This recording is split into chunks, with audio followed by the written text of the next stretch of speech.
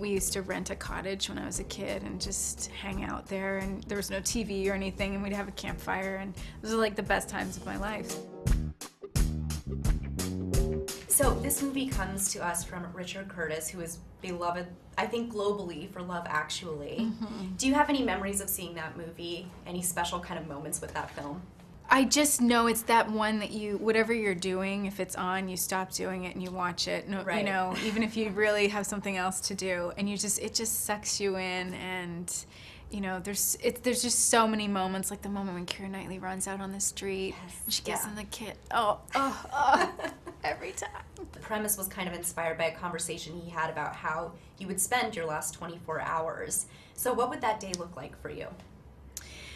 I mean, not to jump on the bandwagon, but I would really spend it with family and not do anything. That's the thing. You wouldn't do anything particularly crazy, or, you know, I mean, we used to rent a cottage when I was a kid and just hang out there, and there was no TV or anything, and we'd have a campfire, and those are like the best times of my life. So I'd probably just go back there. Yeah, and I love that about this film too, because it is about how this perfect life is in all these small moments, really, you know? And in the not so perfect moments. Exactly. That, you know, like embracing life's messiness, and that's where the real joy can be. So yeah, and I mean, and Richard undercuts all that with so much humor too. I mean, it tugs on your heartstrings for sure, but he brings in all these great characters and these, you know, the British sense of humor where everything can be a joke at some point. Exactly, yeah.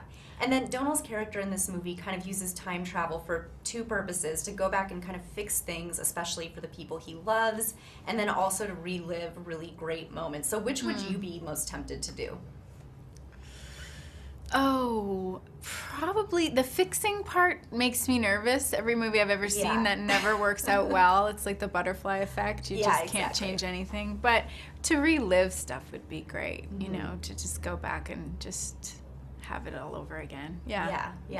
And then tell me about working with him, because you guys have great chemistry in this film, and you've worked with so many wonderful leading men over the years. So what's unique about him? He's pretty special. He's got, you know, he's really got the comedic side. His timing is impeccable, but he's very grounded. He's really grounded in the reality of the situation. So I think he's just got the perfect balance of that.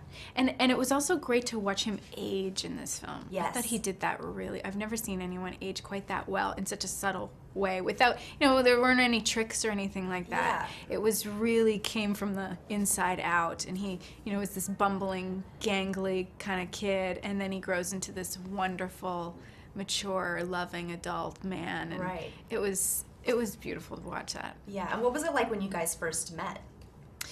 Well, we actually met on the street where we have our first kiss. Richard took us with his partner, took Donald and I out for dinner, and was going to show us, you know, kind of where the magic would happen. Right. So no pressure.